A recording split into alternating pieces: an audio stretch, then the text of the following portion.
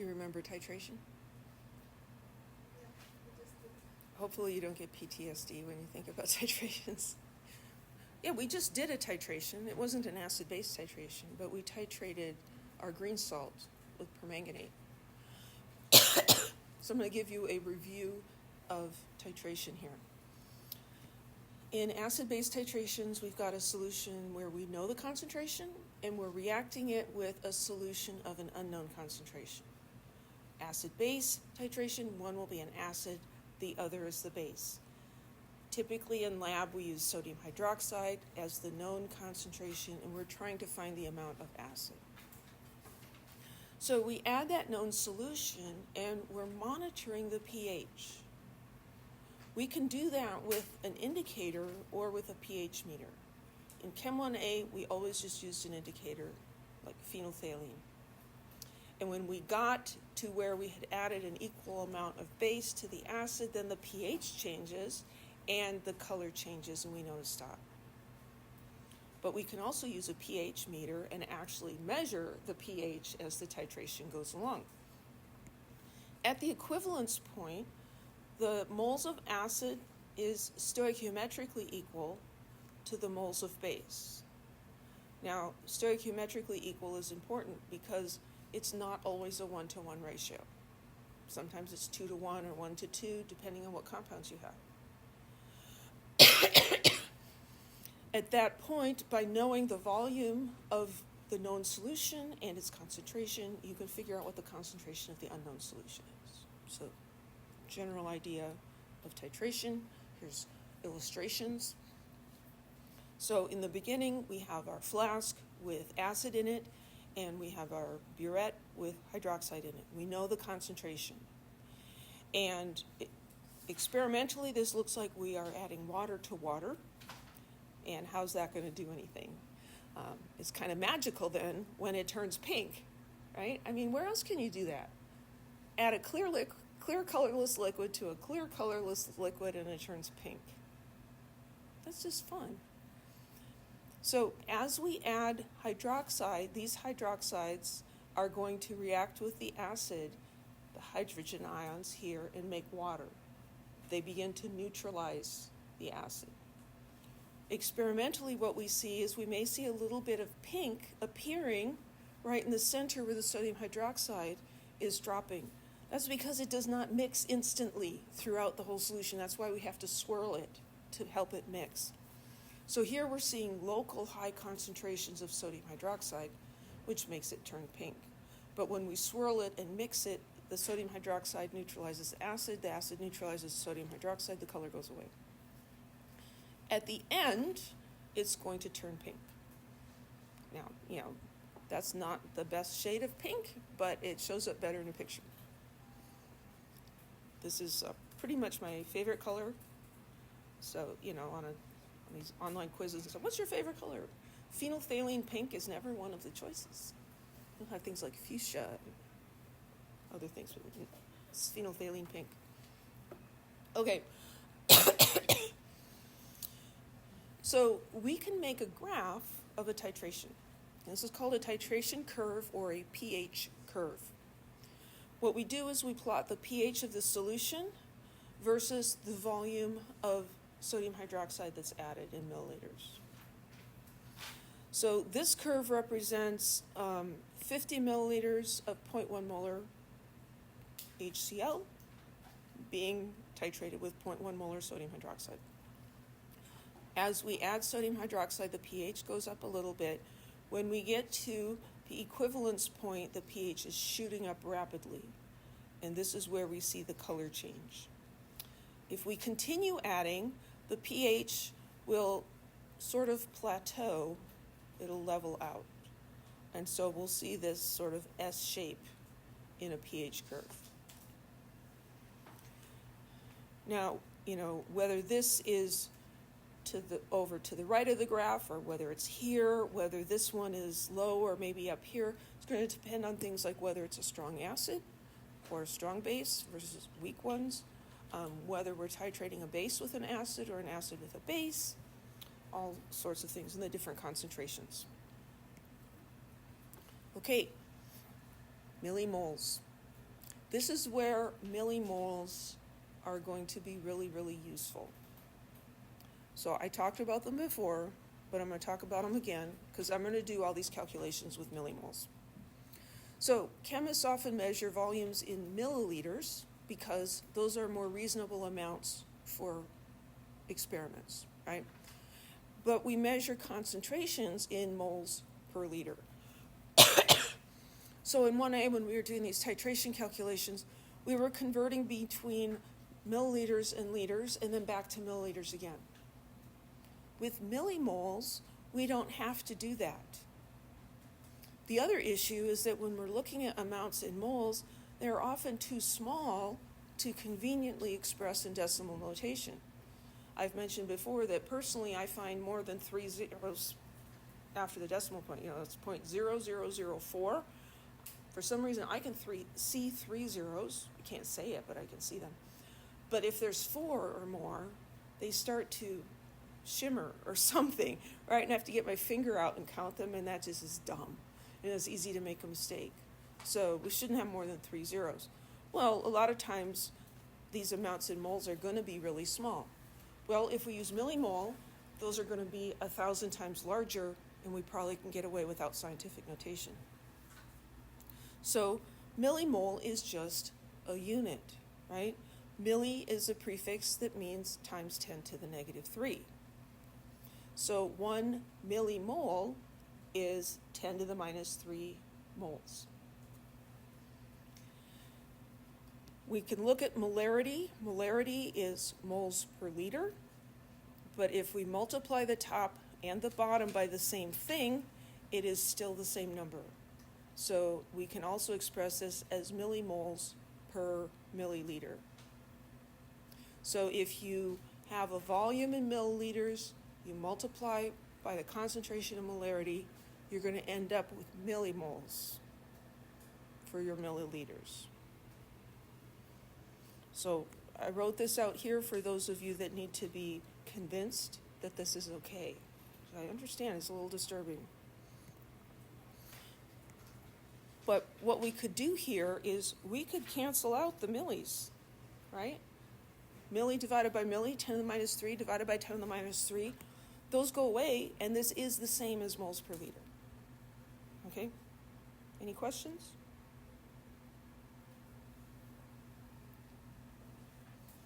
So we're going to look at the titration of a strong acid with a strong base. We're going to look at those today, and next week we'll talk about weak acids and bases. So we're going to titrate 25 milliliters of 0.1 molar HCl with 0.1 molar sodium hydroxide. Calculate the volume of sodium hydroxide needed to reach the equivalence point. This is a very common Chem 1A problem. But how to do it might be a little foggy in your brain, so we're going to go over it. I like to use the balanced chemical equation to help me organize the numbers that I've been given. So 25 milliliters of HCl.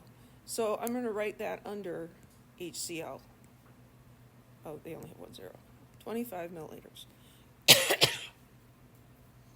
of 0.1 molar. So 0.100 molar. Well, moles per liter is kind of a pain, especially as a vertical fraction when you're typing, but when you're writing, it doesn't matter. What I would encourage you to do is instead of writing down the capital M, write down what it means. This is moles per liter. We could also say this is millimoles per milliliter, right? And we have 0.1 molar sodium hydroxide, so 0.100 moles per liter, millimoles per milliliter.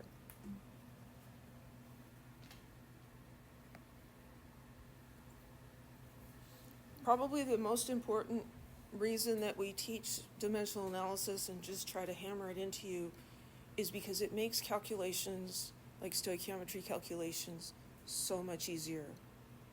So stoichiometry calculations, what I teach my 1A students, is you have a starting path, grams to moles to moles to grams. Grams to moles to moles to grams. We kind of chanted it and we had nightmares about it. Grams to moles to moles to grams. This is a starting point. This is not going to work for all situations, but it's a place to start, and then you tweak it so you get what you need. Do I want to find grams? No, what do I want to find? Volume. Well, what's a convenient unit for volume? Milliliters. Am I starting with grams? No, I'm starting with milliliters.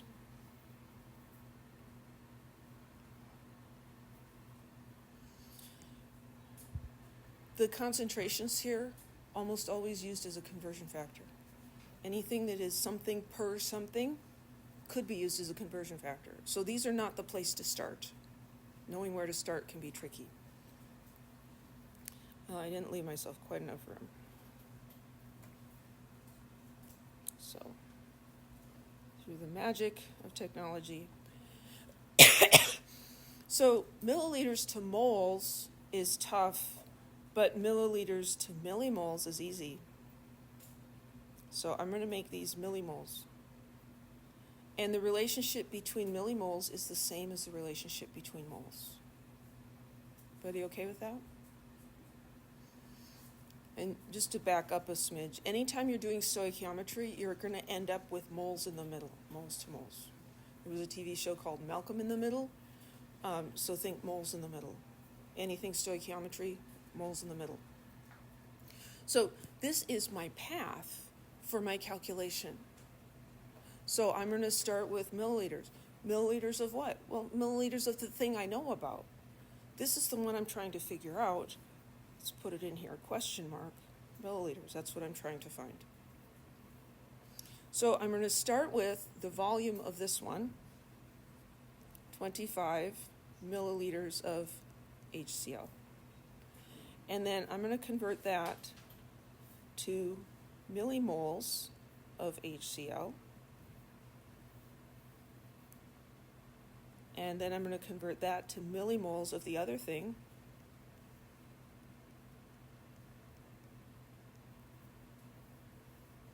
And then finally to milliliters. I just cannot draw those lines long enough. Milliliters to millimoles to millimoles to milliliters. Milliliters to millimoles to millimoles to milliliters. Okay? We take the first unit, divide. So I'm going to divide by milliliters of HCl. So those cancel out. Here I'm going to divide by millimoles of HCl. So those cancel out. Millimoles of NaOH. So those cancel out. All the units in there, then put in the numbers. Millimoles and milliliters of HCl. Well, that's my molarity right here. It's 0.1 millimoles per milliliter. So 0.100 millimoles per 1 milliliter. The mole ratio. This comes from the balanced chemical equation.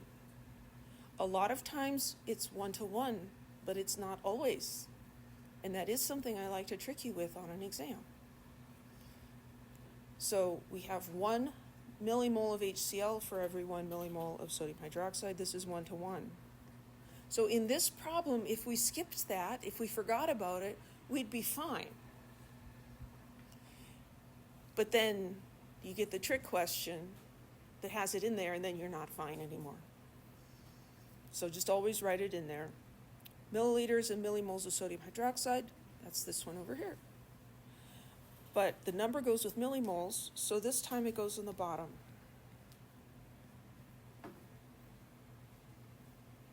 The units tell me whether I'm multiplying or dividing.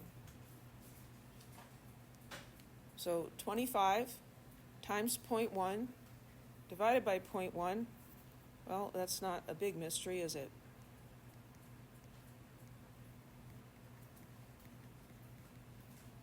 It's going to need 25 milliliters of sodium hydroxide.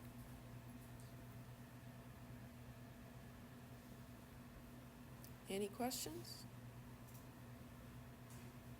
This is a skill from 1A. I've reviewed it with you in detail.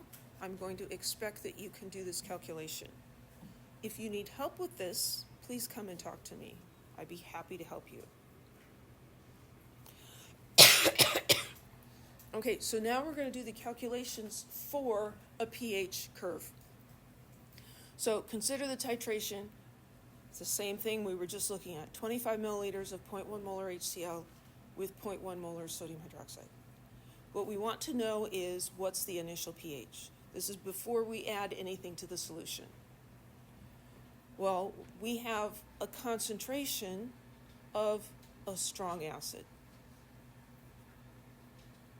So when a strong acid is in water, it ionizes completely. So that's going to make 0.100 moles per liter of H plus and 0.100 moles per liter of Cl minus. No ice tables, no Kas, strong acid. How do we find the pH?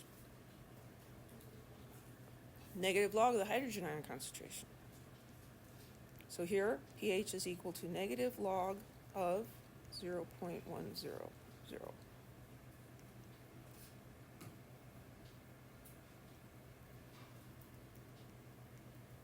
So the pH is 1.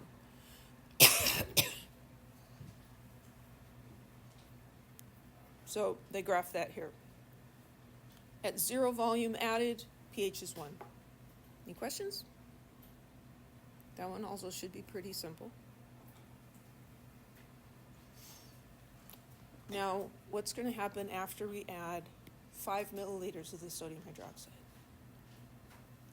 Well, this is the change in pH of something when we're adding things. So we need to do this MICMA table, moles initial, change moles after. So we are adding sodium hydroxide, and we're adding 5 milliliters of 0.1 molar. So that's,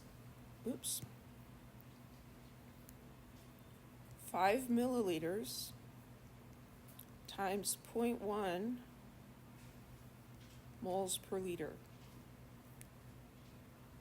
which is the same as millimoles per milliliter. And so I get an answer of 0.500 millimoles.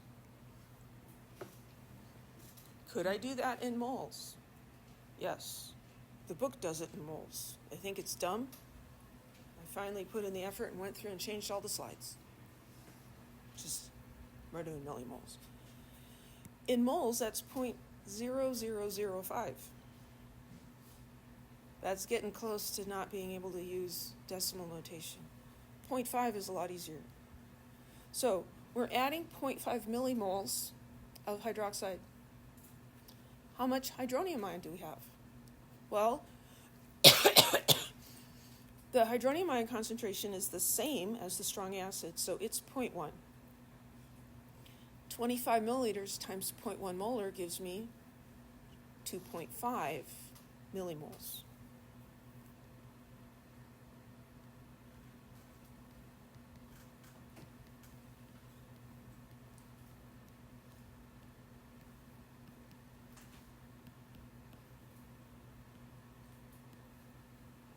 That's all I'm doing.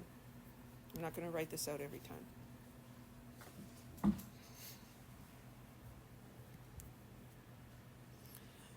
Okay, so then we look at the change. There's less moles of this, and so this is all going to get used up.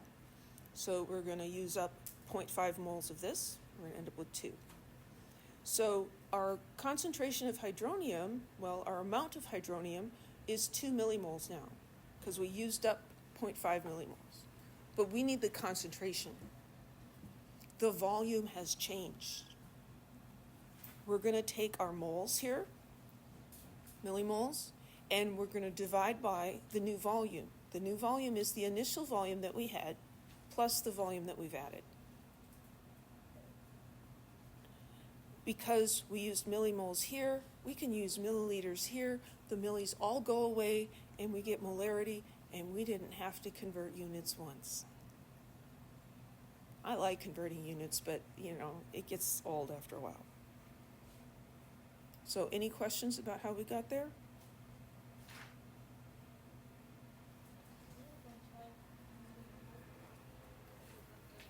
This one? So we added 5 milliliters of the sodium hydroxide, which has a concentration of 0.1. So I can write that as millimoles per milliliter, and so that gives me 0.5 millimoles. Okay? Anybody else? It's good to get those little glitches cleared up sooner. So then the pH here is going to be the negative log of the hydrogen ion concentration.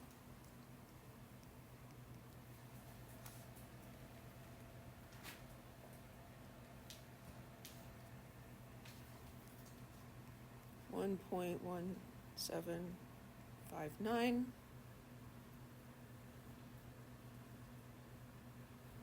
We could argue 3 sig figs on that. 1.176. And we graph that on the chart. It's just a little bit higher than it was before.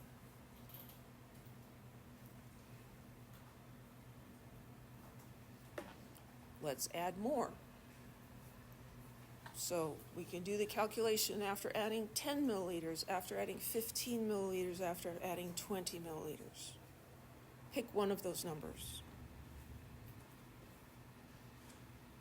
10, 15, or 20?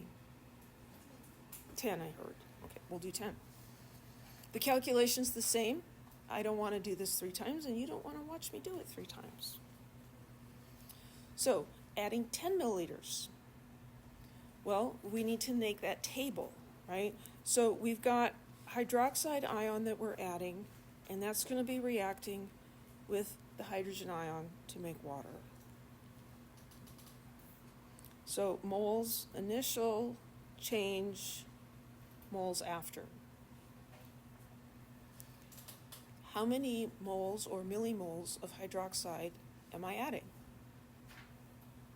10 milliliters times 0.1 molar. So that's 1 millimole.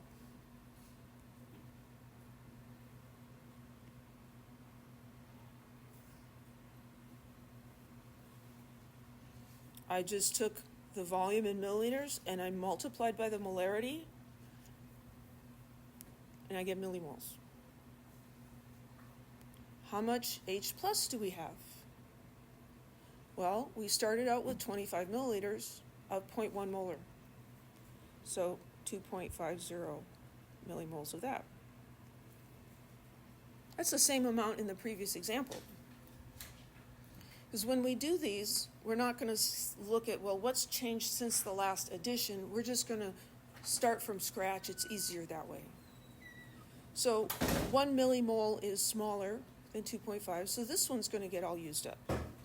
So we subtract 1 here, and we subtract 1 here, and we end up with approximately 0 and 1.50 millimoles. We need the hydrogen ion concentration. The concentration is the millimoles divided by the volume in milliliters. We had 25 milliliters to start with, and now we've added 10 milliliters.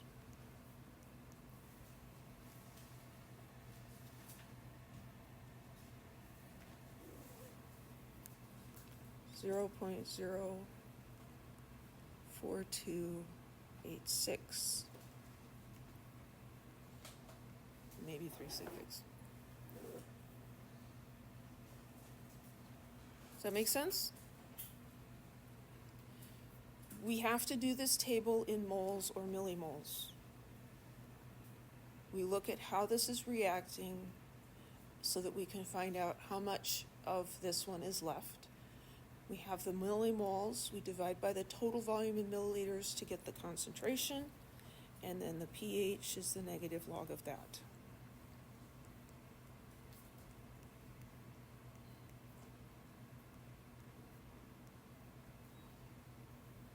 Which is 1.37.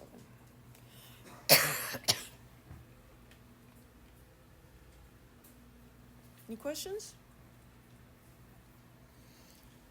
For 15, we do the same thing, but this number is different, and so all the other numbers end up being a little different, but exactly the same process. For 20 milliliters, we do the same process. Nobody wants to watch that, right? So here are the results for those, and we're plotting those on this graph. Okay? What about at the equivalence point?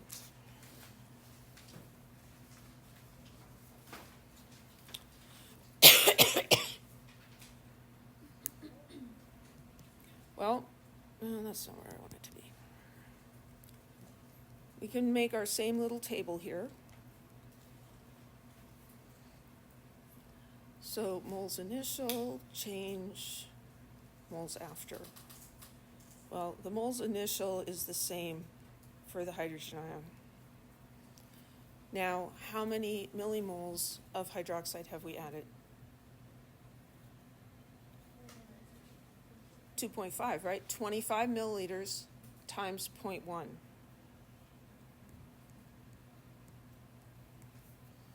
These are equal, which is good because that's what's supposed to happen at the equivalence point. When they're equal, they both get used up.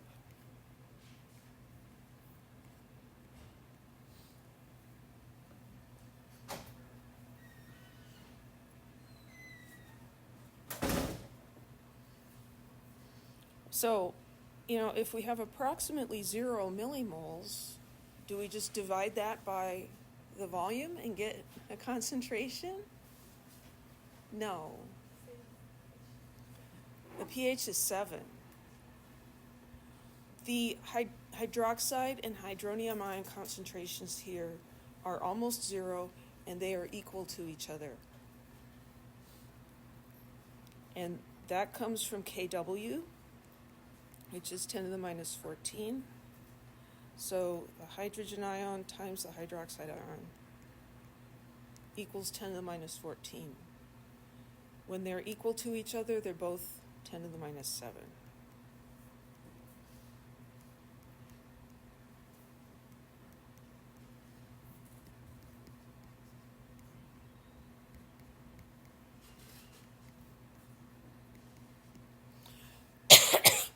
Negative log of 10 to the minus 7 is 7.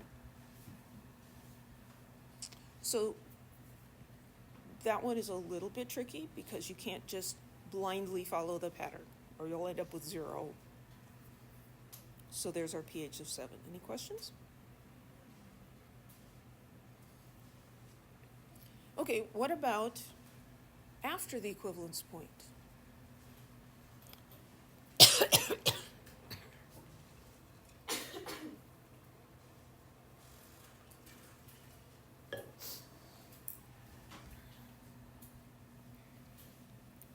So 30 milliliters of 0.1 molar. 30 times 0.1, 3 millimoles. I had 25 milliliters of 0.1 molar HCl, 2.5 millimoles. Now we see that the hydronium ion is smaller, and there's excess hydroxide. So this is the one that gets all used up, and when we do this, we find out we have 0.5 millimoles left. So now we're looking at the hydroxide ion concentration, 0.5 millimoles, divided by the new volume. The original volume plus the volume of sodium hydroxide that we added.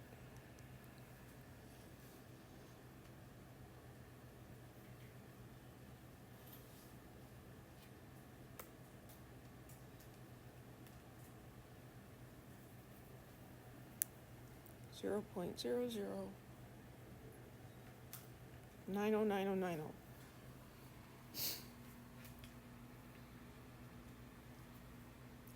We want the pH. In the circle of pH, hydroxide ion concentration and pH are on opposite sides of the circle. So you can choose which side you go around. I like to go through POH. So I'm going to calculate the POH of this. That's the negative log of the 9090 thing.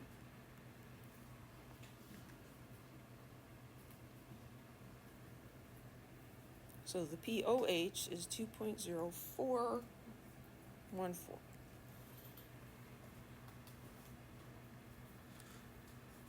The pH is equal to 14 minus the POH.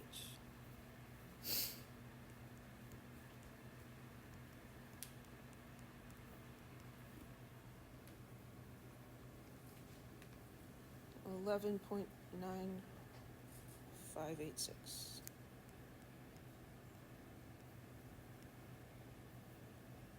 So 11.96.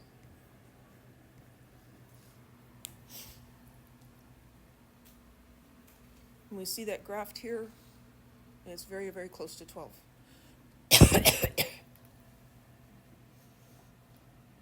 Any questions about that? If you understand what's happening here, if you understand the concepts behind this, it's very straightforward. If you don't understand that, it can get really confusing, right? So then in our titration, we can go on, we can add 35, 40, 50 milliliters of sodium hydroxide. This problem is the same as the previous one. We're just starting with a different amount of hydroxide. It's going to end up in excess. We find its concentration, we find the POH, we find the pH. And these are the points. And there we've got that curve. I'm not going to do that because I don't think you want to see it. So here's the overall curve.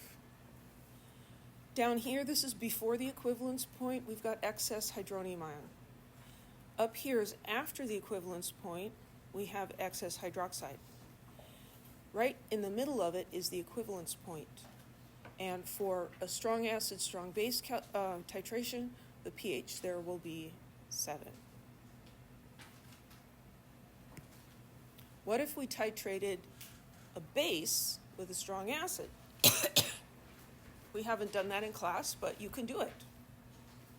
The curve is very similar. It's just backwards, right? It starts high and goes low. The calculations for that are very similar.